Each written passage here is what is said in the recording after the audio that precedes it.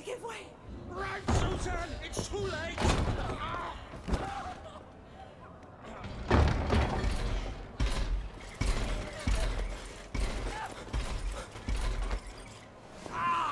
John! No!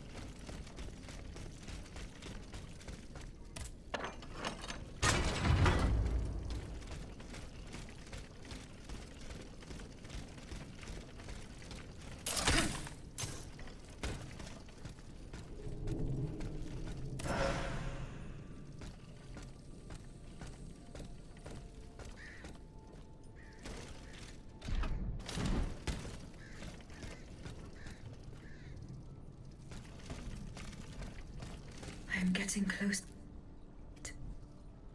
Here, I should be able to cross the moat easily.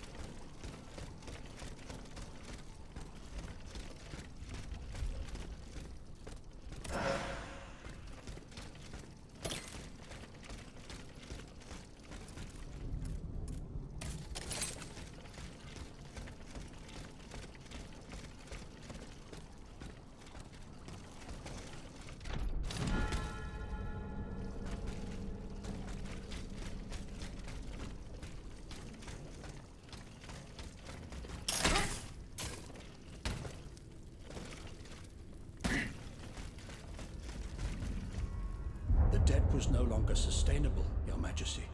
Your mechanical revolution has changed the face of the kingdom, but the coffers are woefully empty. The debt, Monsieur Necker. This debt that you and your banking friends helped to create for your own benefit, and which is now forcing us to levy new taxes. Will my subjects be able to bear another tax? Yes, Your Majesty, as long as it is distributed fairly. The representatives of the nobility, the clergy, and the Third Estate must come to an agreement. That is why we have convened the Estates General. Tomorrow you are to preside over the opening ceremonies. Your Estates General. Nothing good can come of it. You have roused the spirit of rebellion. All I hear about are their damned cahiers de doléances. My rightful enjoyment is being challenged. The streets of Versailles are teeming with loudmouth fanatics with sacrilegious thoughts. Tell me, Monsieur le Ministre, have you purposely set this army of the unwashed against me? Your Majesty, I have always been your most faithful servant. Beware, Necker. Beware. I have a surprise in store for anyone who dares attack my throne.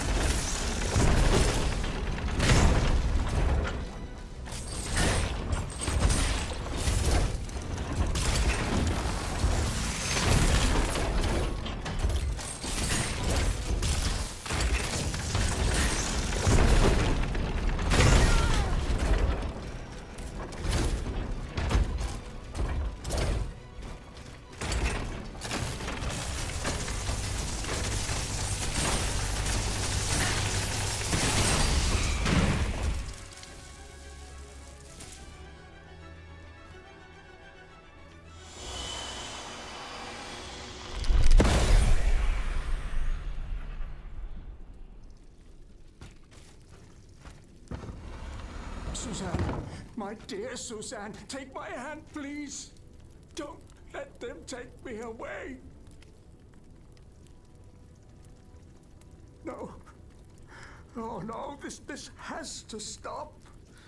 I don't want to be tormented anymore. That is not my intention. I have come to rescue you. Rescue me? But what on earth are you? It is of no importance.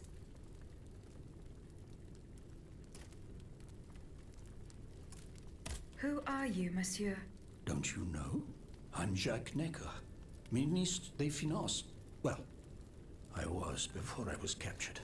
But this situation suggests that the king has decided to dismiss me from his service. What does he accuse you of? My alleged connivance with the Third Estate, no doubt. And most of all, for having been the first to ask to convene the Estates General. How and when were you captured? When the machines attacked, my wife and I fled our home to hide not far from there, in the Église Sainte-Marie. But we didn't stand a chance against the machines. They overran the nave, wantonly mowing down the faithful. My wife, my poor wife, she wasn't able to escape. I'm sadly convinced of this. As for me, my life was spared only so I could be tormented. What is the meaning of all this? Who are you, monsieur? Don't you know? I'm Jacques. Well, but this... What did you see and hear before you regained consciousness? I had frightful visions, rageful wraiths filled with pain and sorrow. And it was cold enough to curdle the blood. Oh, it's impossible to describe. All the rage and anger. I was in another body, I think. So big, so powerful. And there was this commanding voice, ordering me to spread terror and death. Did I really hear it? Or did I momentarily lose my mind? What will you do now? There is no future for me in this kingdom.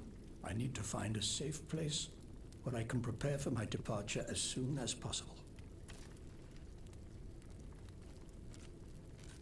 I will take you to the Cordelier convent. You will be safe there.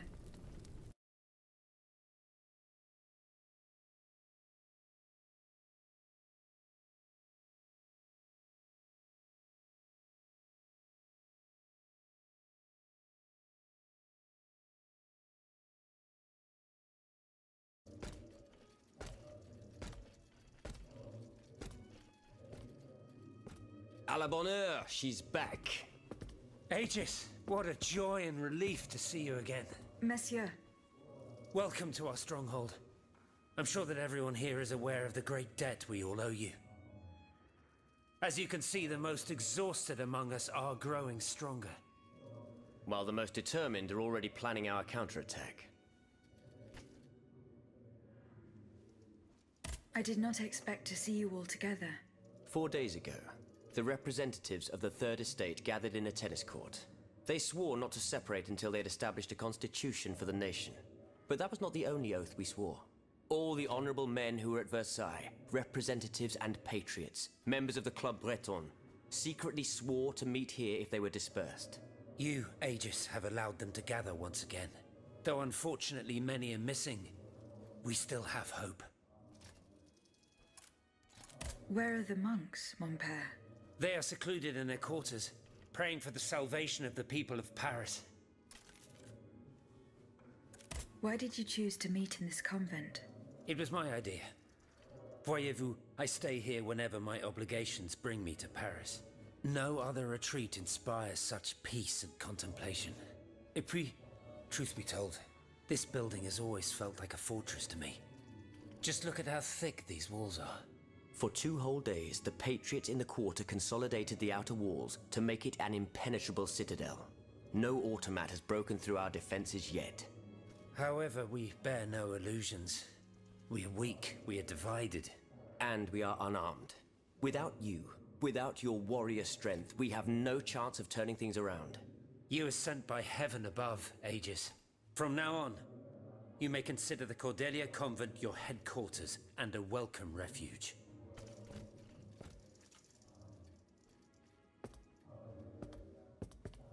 We must speak, you and I, in private, if you please.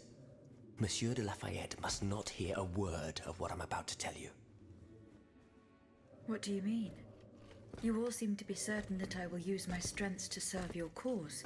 Are you forgetting that I have a task to accomplish? Not at all, madame. We all know and support your plan to free Monsieur de Vaucanson. That is why I've taken the time to think of a way for you to get to the Bastille. I am listening. There is a patriot in Paris whose pamphlets have aroused Monsieur de Lafayette's ire. His anger is so strong that the poor man had to disappear to escape arrest. I know that he is secretly hiding in the quarries in Montmartre. A labyrinth he is said to know like the back of his hand. If anyone can help you navigate the obstacles that keep you from the Bastille, it is the elusive Monsieur Marat. Very well. I will go and find him.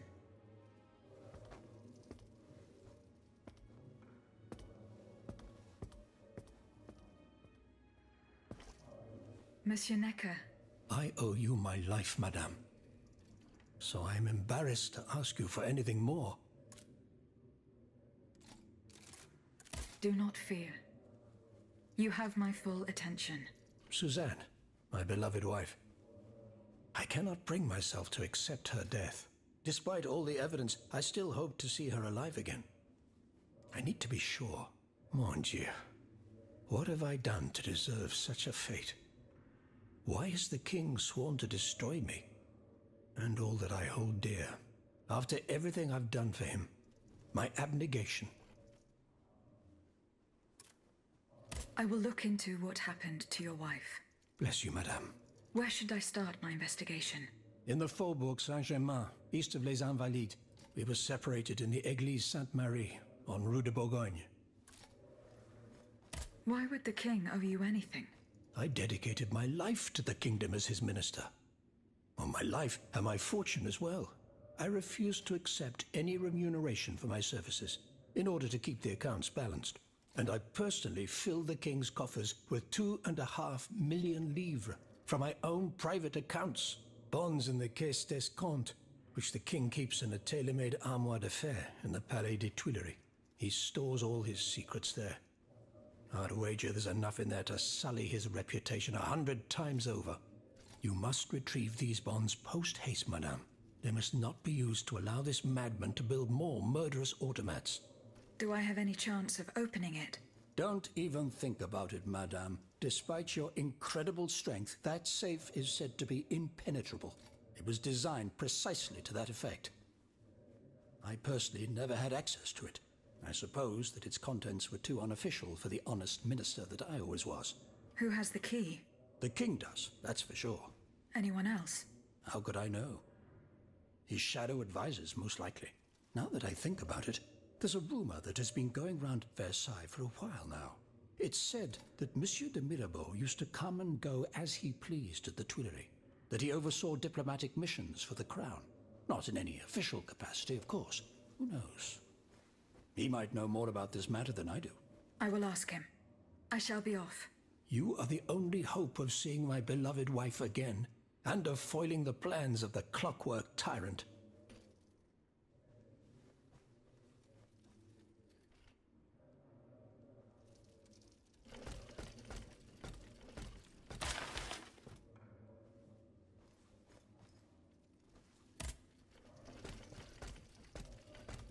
Aegis, a word, s'il vous plaît.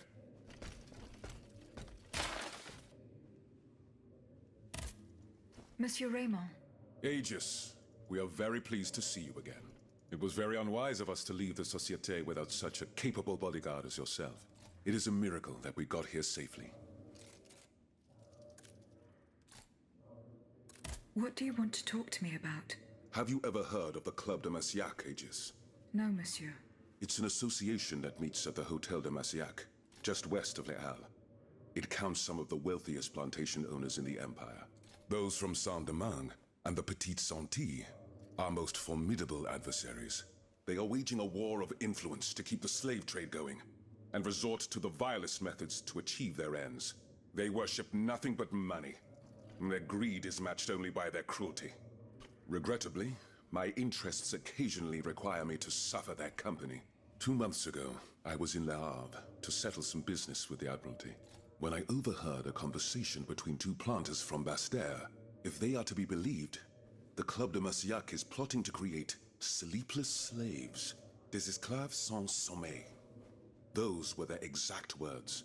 It's hard to say what this could possibly mean, but I fear they plan to administer some foul drug to their slaves to force them to toil day and night, without rest. Our organization will not let these poor souls endure such a hell. Aegis, we must look into this. It is a matter of great urgency.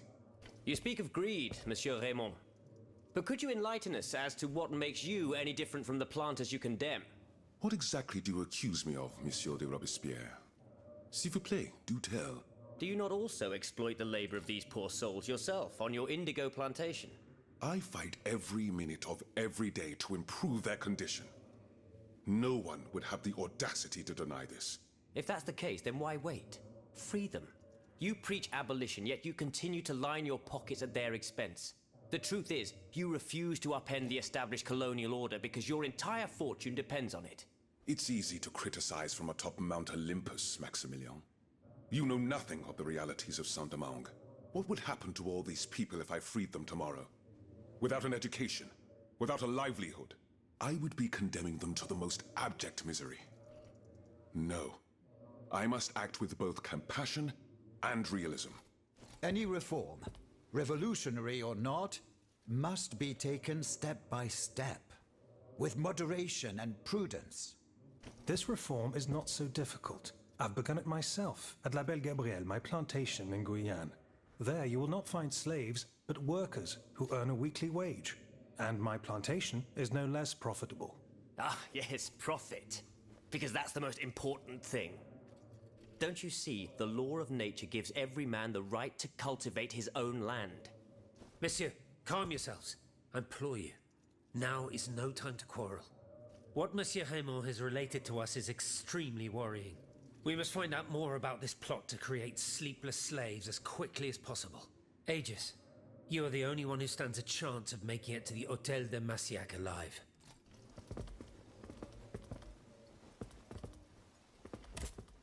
Monsieur de Mirabeau.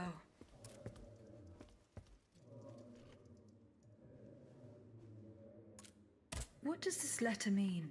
Who gave you the right to read my correspondence? I'm curious about how you got rid of it earlier. As if it burned your fingers. To tell you the truth, you're not entirely wrong. It is a missive sent by my father, the Marquis de Mirabeau, the scoundrel who shamelessly dares to call himself the friend of man. He writes to say that he is on the brink of death, in such a desperate state that he has received extreme unction. This reprobate used his final moments on this mortal plane to send me threats yet again. He swears that he will torment me from beyond the grave. How is that possible? To my knowledge, he has not yet deigned to shuffle off this mortal coil. In any case, the satisfaction of knowing he is dead would not assuage my concern. This man is more persistent than the plague. He is capable of anything. He has spent his entire life persecuting his family. And I believe he is ready to spend his eternal rest continuing to do the same. I need to know what he's planning. Where is he now? At his home in Argenteuil. Given the circumstances, going to ask him for an explanation is out of the question.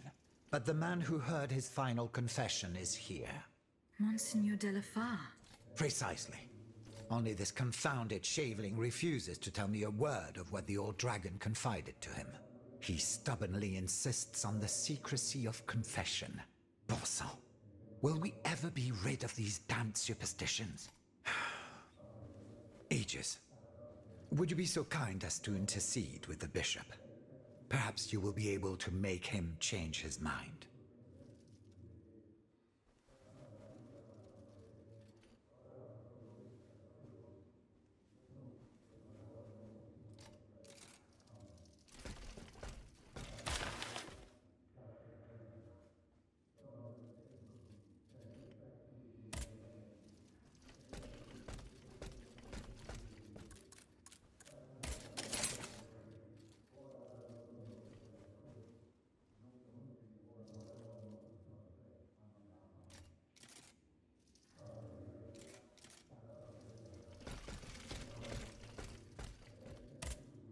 Were you able to speak with Monseigneur de la Fare? No. Minister Necker claims that you were a familiar face at the Tuileries Palace. That old story. Will it hound me until I have drawn my last breath? This, madame, is nothing but an unfounded rumor that I am trying in vain to dispel. To what do I owe the displeasure of having to defend myself once again? I must get hold of some documents that are kept in an armored safe in the King's chambers. What lock could resist your talents? Minister Necker said it was indestructible. Oh, I see. Well, let me think. Who could help you? After all, a lock is nothing more than a simple mechanism. Nothing that can resist the expertise of our dear Monsieur Bailly. Why don't you ask him for help? I'll be sure to do so. Now, who else might be of use? Oh, there's Monsieur Lavoisier as well, our gunpowder commissioner. I'm sure he'll have no trouble finding you something you can use to blow the door off that stubborn safe. Good. I will go and find him. Now, if you'll forgive me, I have an urgent matter to attend to. You are forgiven for everything. In that case, it has been a pleasure, madam.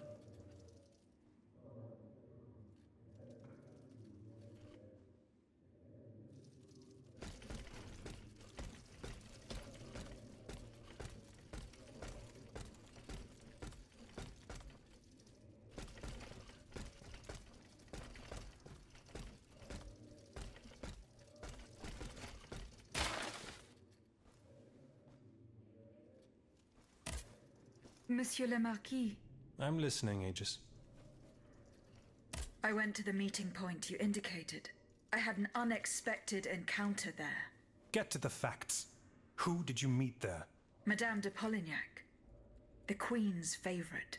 She made no secret of her reason for being in that desolate place.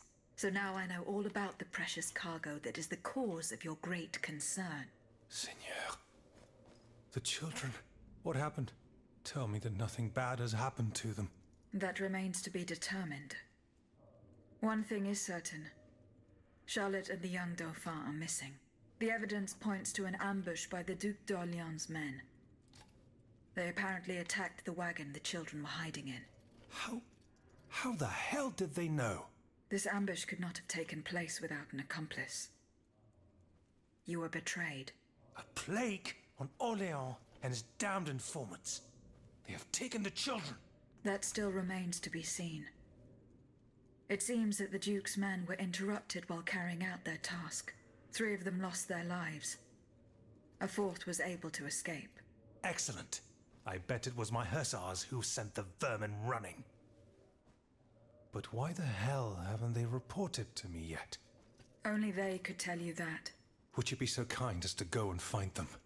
The lives of these poor children hang in the balance. My hussars are stationed at Les Invalides. That's from where they were to set off for Gros Caillou. I went to the meeting point. I hadn't... Get... Madame... She said... What? That's 3... Excellent. But why the... Only... Would you be... My hussars... Goodbye, Monsieur le Marquis.